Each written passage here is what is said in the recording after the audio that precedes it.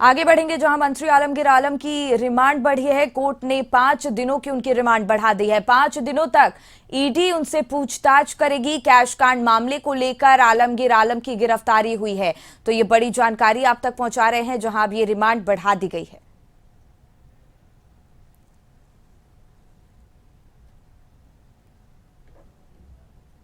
तो मंत्री आलमगीर आलम की रिमांड बढ़ा दी गई है।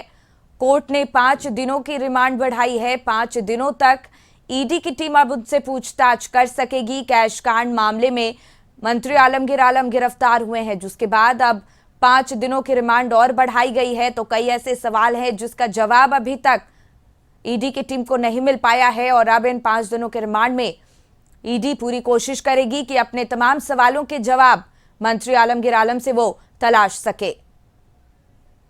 तो मंत्री आलमगीर आलम की रिमांड बढ़ा दी गई है। कोर्ट ने 5 दिनों की रिमांड बढ़ा दी है उनकी। 5 दिनों तक ईडी की टीम उनसे पूछताछ करेगी, और कई ऐसे सवाल हैं जिसके अभी तक संतोषजनक जवाब मंत्री आलमगीर आलम की तरफ से ईडी की टीम ने नहीं पाए हैं, और कैश कांड मामले में वो गिरफ्तार हुए हैं। और तमाम मामले को लेकर अब ईडी की टीम उनसे पूछताछ करेगी। 5 दिनों की रिमांड बढ़ा दी गई है, तो ईडी की टीम पूरी कोशिश करेगी कि इन 5 दिनों में अपने तमाम सवालों के जवाब वो खंगाल सके और पूरी जानकारी इस मामले को लेकर वो जुटा सके। तो मंत्री आलमगीर आलम की रिमांड बढ़ा दी गई है, और इसी पर और ज्यादा जानकारी लिए झारखंड से हमारे सहयोगी संदीप जुड़ गए हैं।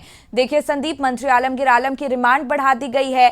5 दिनों की रिमांड उनकी बढ़ाई गई है। अब ईडी की टीम जाहिर है कि अपने तमाम सवालों के जो जवाब है वो खंगाल सकेगी। कह सकते हैं मंत्री आलमगीर आलम की मुश्किलें कम होने का नाम नहीं ले रही है, और आज 6 दिन की रिमांड अवधि समाप्त हो रही थी। यही वजह थी कि उनको आज पीएमएलए की अदालत में ईडी के द्वारा पेश किया गया।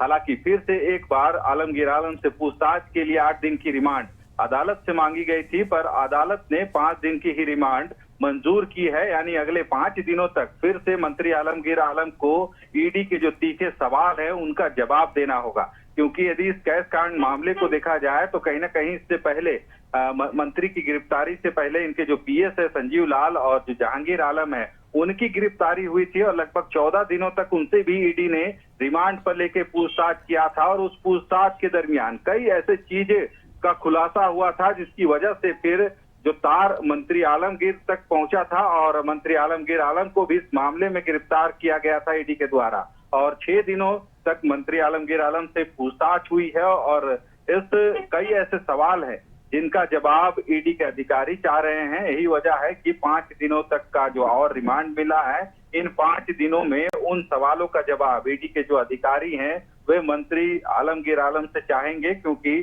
कहीं ना कहीं यह पूरा कमीशन का जो खेल है वह दिख रहा है। और इसमें जो अब तक ईडी ने जांच किया है उसमें स्पष्ट दिख रहा है कि कमीशन के जो पैसे थे वे जहांगीर आलम के आवास से मिले थे, और वे पैसे कहां कहां से आए, या फिर जहांगीर आलम के यहां से वो पैसे का बंटवारा कहां कहां होता था, इन सभी सवालों का जवाब ईडी चाह रही है, तलाश रही है।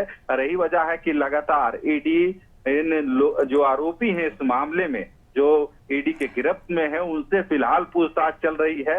हालांकि कई ऐसे चेहरे और भी आ सकते हैं जो आने वाले दिनों में ईडी इसका खुलासा कर सकती है। जी बिल्कुल संदीप, बहुत बहुत धन्यवाद आपका तमाम जानकारी हम तक पहुंचाने के लिए।